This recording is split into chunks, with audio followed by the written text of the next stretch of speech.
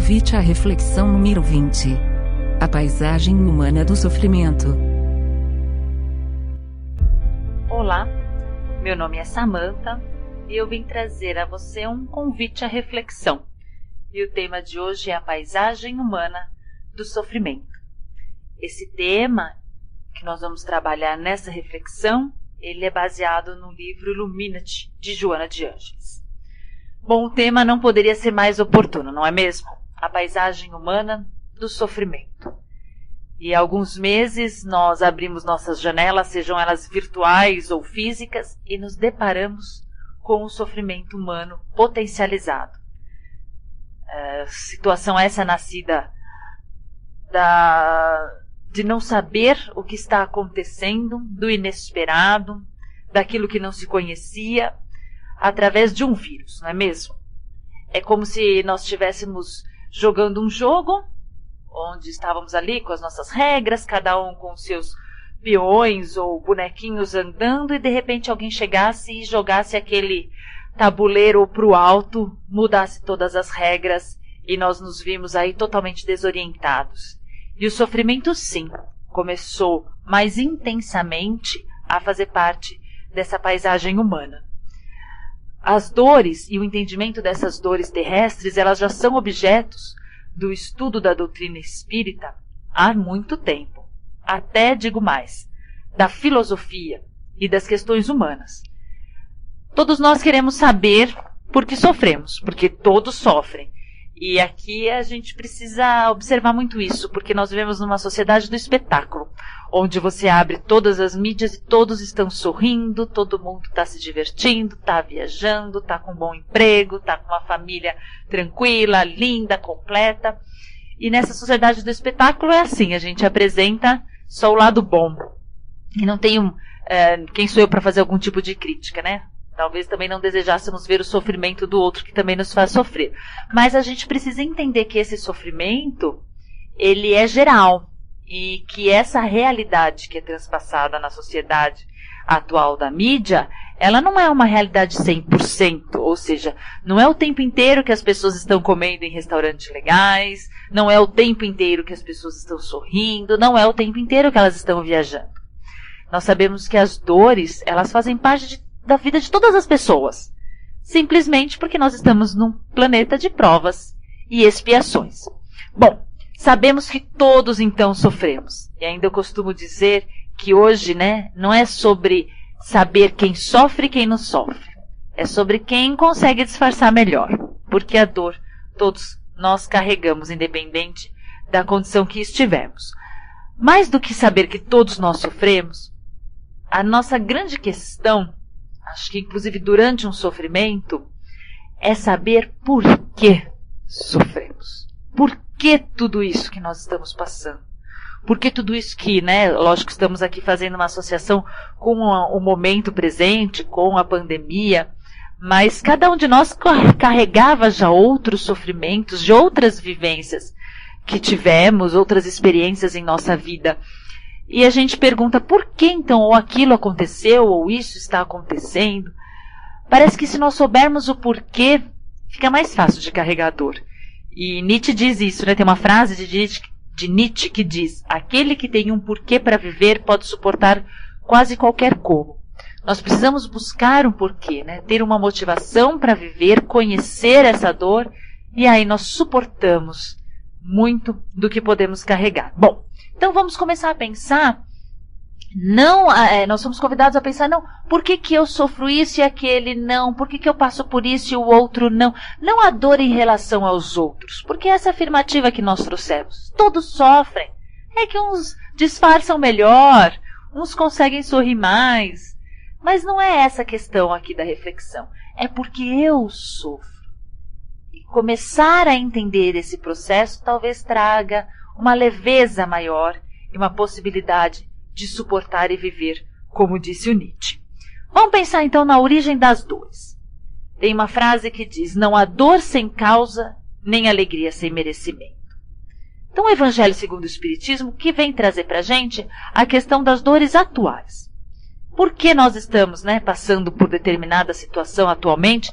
Repito, em relação à pandemia ou em relação a qualquer outra dor que você esteja enfrentando ou já tenha enfrentado e busca uma resposta. Não que eu te darei aqui a resposta correta, mas pelo menos te convido a refletir. Lá no Evangelho segundo o Espiritismo, ele diz assim: interroga-te friamente se fizeste isso ou não fizeste aquilo. Estaria nessa situação? Vou repetir. Interroga-te friamente se fizeste isso ou se não fizeste aquilo. Estaria nessa situação? Essa pergunta do Evangelho segundo o Espiritismo, ele vem trazer a origem atual das nossas aflições. Ele vem nos convidar a dizer, pense direitinho. Você está nessa situação. Se você tivesse tomado uma decisão diferente, se você tivesse sido mais tolerante, mais amoroso, tivesse perdoado, se você tivesse tomado uma outra atitude, será que você estaria nessa situação? Então ele vem nos dizer que as nossas atitudes ecoam. O que fazemos ecoa e volta aos nossos próprios ouvidos ou à nossa própria vida. O objetivo do sofrimento dentro do Espiritismo é o aprendizado. Não existe, a gente tem o costume, né, de dizer assim, eu estou pagando alguma coisa que eu fiz. Não existe a lei de pagar. Porque se a gente pensasse na lei de pagar, então falaríamos numa lei de vingança, num Deus vingativo. E isso não condiz com o Deus só amor da doutrina espírita. Então a gente vai entendendo e a doutrina vai nos trazendo que a dor no aprendizado é quando eu reflito sobre aquilo que eu fiz, com a pergunta que o Evangelho me trouxe, né? Eu reflito, peraí, eu fiz isso daqui, hoje eu estou passando por isso, mas deixa eu voltar lá naquela decisão, naquele comportamento que eu tive que desencadeou isso. Então eu volto lá, aprendo que eu não deveria ter agido daquela forma, não gero para mim uma culpa, eu ressignifico, eu compreendo que naquela época eu tinha determinado entendimento, compreendo que eu sou um espírito em evolução, né? Eu sou alguém que está a cada dia buscando a sua melhora e busco transformar e não errar mais. Então é o aprendizado. Existem algumas situações na vida da gente que nós aprendemos pelo amor e pela dor, né? Muitos de nós já conhecem bem essa frase. Existem situações na nossa vida, se vamos comparar aí com os nossos pais, por exemplo, com a nossa educação. Nossos pais nos ensinaram muitas coisas, não faça isso, não faça aquilo, mas muitas delas nós precisamos sentir na pele, não é? Então vamos pensar na criança pequena e o pai diz, não põe o dedo na tomada, não põe o dedo na tomada que vai dar choque. E a criança, ela diz, é verdade, você tem razão, não vou colocar o dedo. Algumas entendem assim, mas grande parte delas vai lá e põe o dedo na tomada. E aí dói e chora. Mas foi o caminho escolhido para aprender, pela experiência. Porque o pai ensina, assim como ensina a nós todos. Ama, filho, perdoa. Mas a gente fala, não, esse negócio de perdoar não tá com nada. Vai lá e põe o dedo na tomada. E aí a gente chora. A gente chora e aprende pelo caminho mais difícil. Bom, se eu entendo que todo efeito tem uma causa, e se essa causa não está agora, ela está em outra. O que eu quero dizer com isso? Nessa primeira reflexão que nós fizemos, eu te convidei a voltar um pouco no passado e pensar, eu não, né? O Evangelho segundo o Espiritismo. E a pensar que, se você tivesse feito algo diferente em determinado momento, você estaria numa situação diferente. Mas você pode dizer para mim, e até para o Evangelho, não. O que me ocorre hoje independe de tudo que eu vivi antigamente. Não foi algo que eu dei causa, né? Que eu não consigo revolver a uma causa. Então, perdas, né, difíceis, revés de fortuna, grandes desgraças, a gente de repente se pega numa situação dessa e não consegue voltar dentro dessa vida, ainda entender e buscar a origem. Então a gente volta ao que foi dito. Se todo efeito tem uma causa, se a causa não está nessa vida, então ela está em outra vida. Mas Deus é bom e justo, né? A justiça, ela é sempre perfeita. E compreender o processo da dor é compreender isso, compreender que o Haroldo Dutra Dias tem uma frase que eu gosto, que ele diz assim: existem injustiças no mundo, mas não existem injustiçados. Em algum momento, nos foi necessário passar por aquela, entre aspas, injustiça, para que tivéssemos algum tipo de aprendizado. Eu costumo dizer assim: será que você, dentro do que você conhece, do que você é capaz de amar, você pegaria uma criança inocente e infligiria a ela uma dor grande, de repente uma ferramenta pontiaguda que ferisse essa criança? Você seria capaz de fazer isso? Provavelmente você me responderia que não. E eu te devolvo com uma outra pergunta. Então, por que você vacinou seus filhos? Por que você vacinou seu sobrinho? Por que você é a favor da vacina? E olha só, né? A vacina aí, outro tema que está em discussão. Se tivermos aí a vacina do coronavírus, vocês iriam tomar? Lógico, se fosse super eficaz, né? Comprovadamente. Claro que nós levaríamos os nossos filhos, as pessoas que a gente ama, nossos pais, nossos avós, para tomar vacina. Óbvio que levaríamos. Por quê? Porque a vacina tende a isso. Você tem aquela dor da picada, né? Mas você está prevenindo para um mal futuro. Só que será que a criança é capaz de compreender isso? Não, né? Quando a gente diz, você vai ter que levar uma picadinha, ela chora, né? Faz aquele escândalo. Não, por favor, porque ela não consegue entender isso. E por que eu estou dizendo tudo isso? Porque esses somos nós, diante das vacinas de Deus. Os nossos sofrimentos e aprendizados, é como se Deus estivesse nos vacinando. Ele diz assim: filho, vai doer um pouquinho aqui no teu orgulho, mas é importante, para que você não se contamine com uma doença maior no futuro. Filho, essa picada vai doer sim na tua vaidade, mas é importante, para que você não cresça essa vaidade dentro de si e adoeça gravemente no futuro. As provas e as dores que hoje nós sentimos e que às vezes achamos injustas e inexplicáveis, elas são vacinas que Deus nos envia por amor, para que a gente não caia numa doença mais grave do egoísmo, da vaidade. Só que a gente não consegue entender e chora na hora da vacina. Tudo bem, né? Tudo bem, a gente vai amadurecer espiritualmente. E quando a gente conseguir enxergar o plano como um todo, vamos ver o quanto foi bom aquela dor. O quanto foi bom aquela vacina.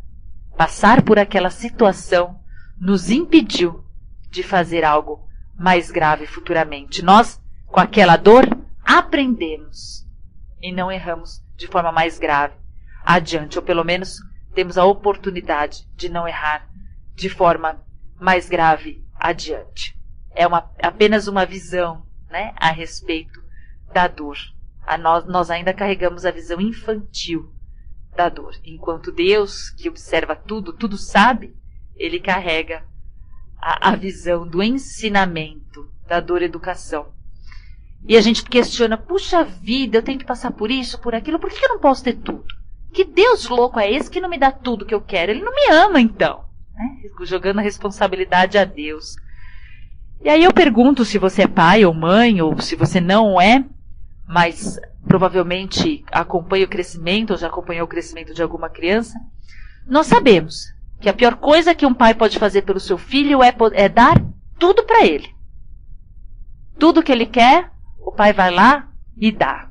Isso é a pior coisa. Por quê? Porque ele não sabe o preço das coisas, né? Da conquista.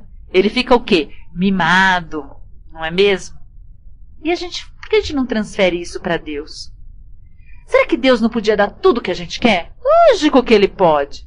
Deus pode tudo. Ele é onipotente. O que é, eu brinco, um cheque especial para Deus? É nada. Ele subir lá 10 mil reais na minha conta, para quem construiu o mundo, 10 mil reais na minha conta não é nada, não é assim? Então por que Ele não faz? Simplesmente porque Ele é mau? Não. Porque Ele é um pai que ama e preza pelo crescimento dos seus filhos, por méritos próprios. Porque tudo que Ele der para nós, se for dado, nós não vamos conquistar nada e o mérito é sempre dele. Nós temos essa convicção de que Um pai deve educar, deve ensinar o seu filho o valor das coisas e não simplesmente dar tudo a ele. E eu gosto de um texto, se vocês tiverem a oportunidade de ler esse texto na íntegra na internet, é bem interessante. Chama Pais Maus. Então seria a conversa, né? Do pai com o filho, de um filho com o pai. E o pai vai explicando para o filho, né?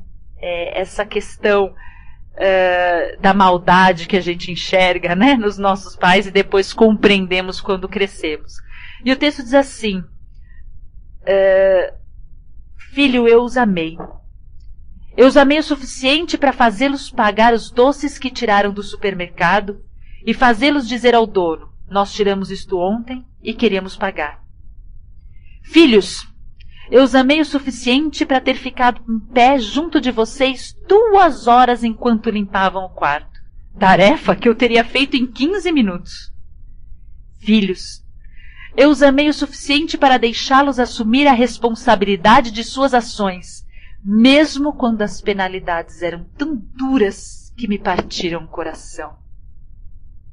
Filhos, eu os amei.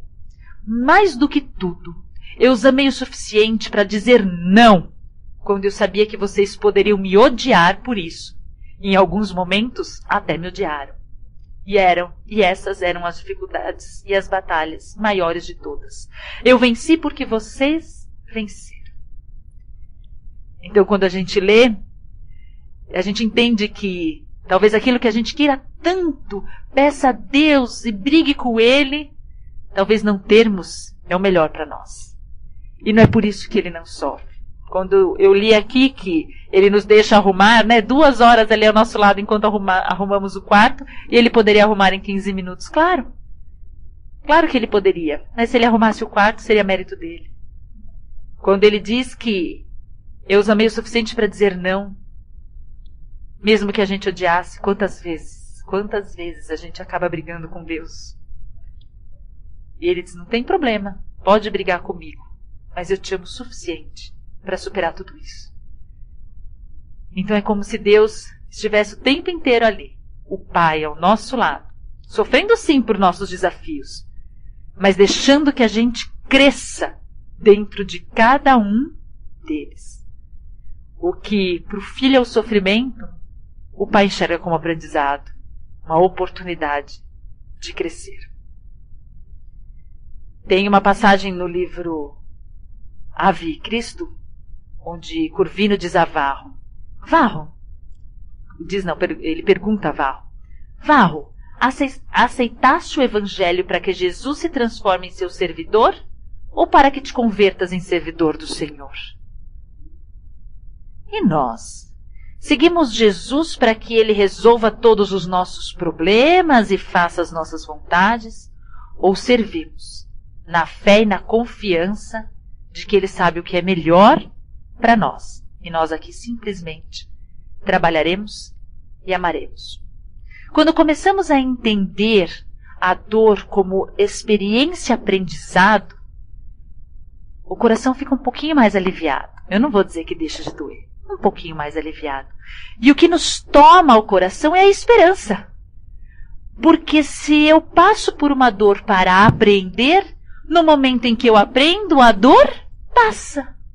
Então a dor não é infindável. Ela é necessária até o momento em que eu aprendo. Essa forma de compreender a dor, ela nos traz a esperança. Eu digo esperança, uma esperança de verdade, de compreensão. Que claro que existe alguma coisa além da dor, que eu não sofro por sofrer. Eu sofro para aprender, para crescer, e quando assim for, eu não preciso mais sofrer. Essa esperança que nos faz entender que existe algo além da dor.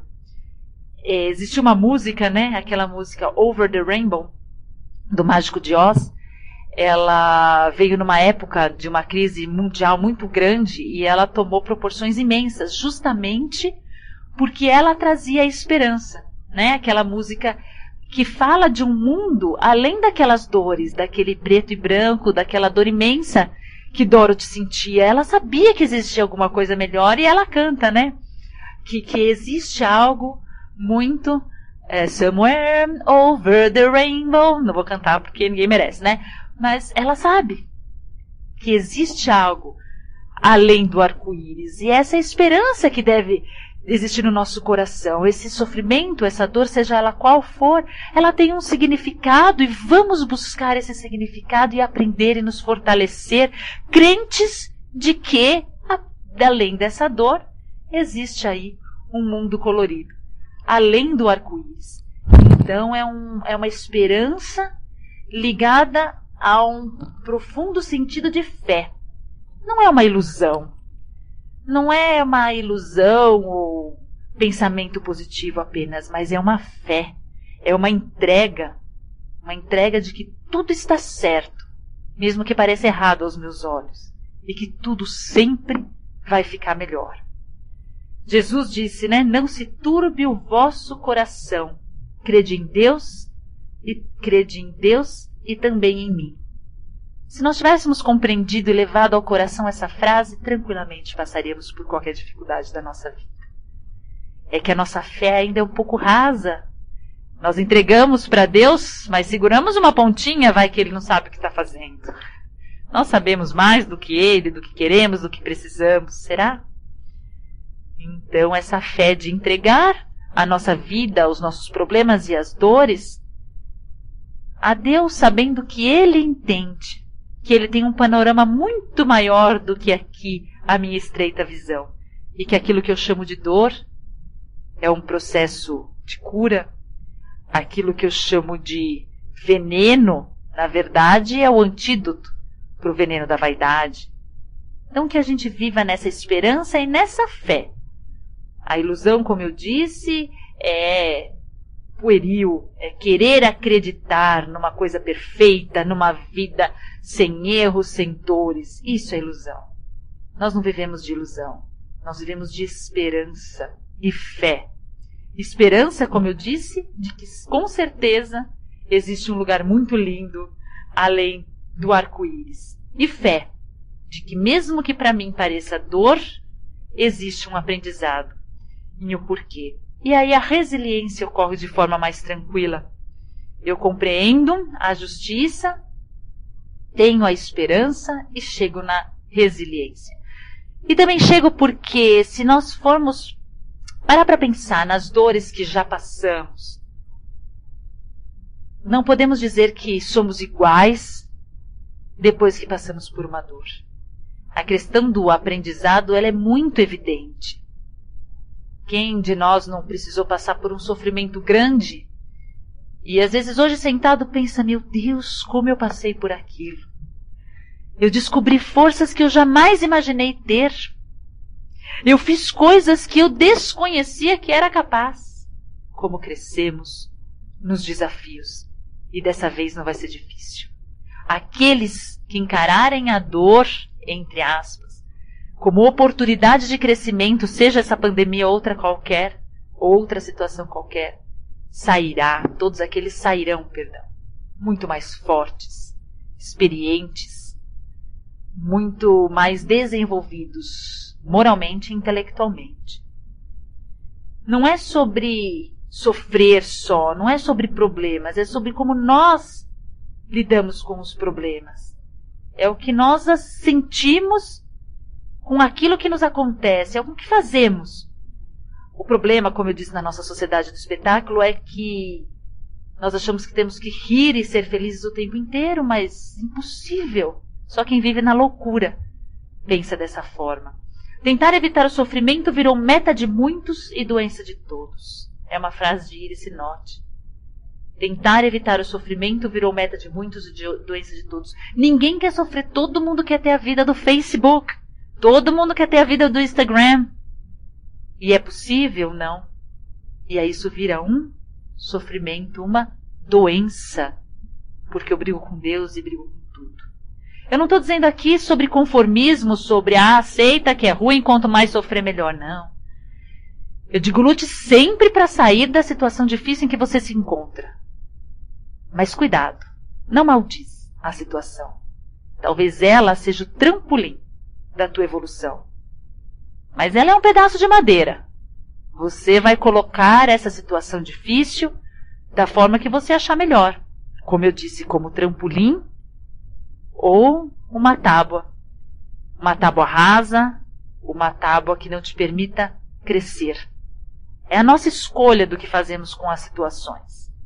Não é uma submissão a tudo e a todos, mas é uma postura diante da dor, aceitando que não há injustiças no mundo, que não há injustiçados no mundo, que Deus é bom e justo, que as dificuldades que hoje eu tenho são sim de origem no passado, mas eu digo para você, pouco importa. A gente às vezes se preocupa em fazer regressões e sentir-se culpado porque eu acho que eu matei fulano noutra vida, porque eu acho que eu fui um rei terrível. Pouco importa. Vamos amar hoje. Vamos aprender hoje. Vamos viver hoje. Sabendo que é justo sim a dor que se sente. Mas mais do que dor é oportunidade de crescimento. É fácil? Lógico que não é fácil. É difícil. Mas a compreensão que vem da nossa mente, talvez arranje um caminho que chegue ao nosso coração e faça a dor ficar um pouquinho menor. Paulo, Coríntios, ele dizia que sabia dessas dores de que todos passavam e todos passamos. E ele escreve uma recomendação àquelas pessoas, né? As pessoas que liam suas cartas, aqueles que iriam pregar aquilo que ele dizia. E ele disse para eles, e claro que Paulo, muito atual, diz também a nós: meus irmãos, em tudo sereis atribulados, mas não aniquilados. Em tudo sereis perplexos, mas não desalentados. Perseguidos, mas não desamparados. Abatidos, mas jamais destruídos. Que possamos seguir sempre em frente, porque sim, existe um lugar lindo além do arco-íris, e a gente se vê lá. Fiquem com Deus.